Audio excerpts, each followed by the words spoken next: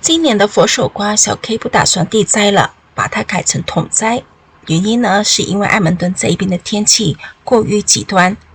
原先搬家剩下来的这个蓝色垃圾桶呢，底部已经有很多个孔了，所以小 K 就没有给它再打洞。我就把家里用剩下的这个 Coffee Mate 罐罐呢放在里面，目的呢一可以填充底部的那个空间呢，那我们就不需要加很多的泥土，因为它填充的部分的空间也显得底部呢会比较轻，之后要搬抬呢就比较轻松。加完之后呢，就加上 wood chip， 然后再加上旧的原泥土。加完旧的原泥土，一定要追加上这个石灰粉啊，用来做消毒的作用。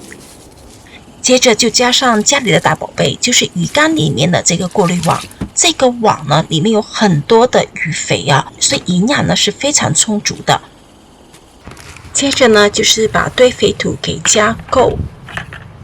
佛手瓜的生长周期很长啊，所以我又往里面加入这个蟋蟀肥。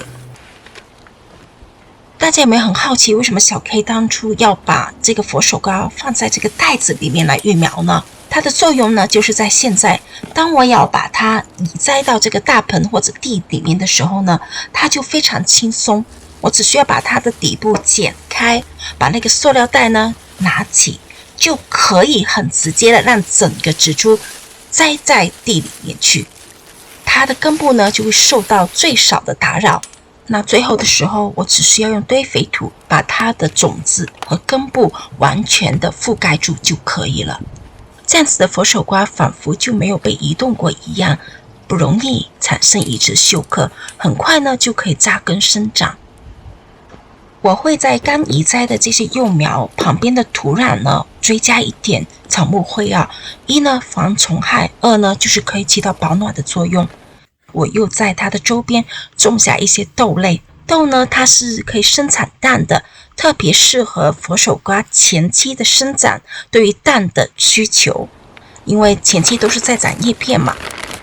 没想到刚移栽下去啊，来了一场突然的暴风雨，那这个桶呢就起到非常好的作用，我和 Tommy 两个呢就可以把它搬到室内的车库里面，它就不被暴风雨所摧毁掉。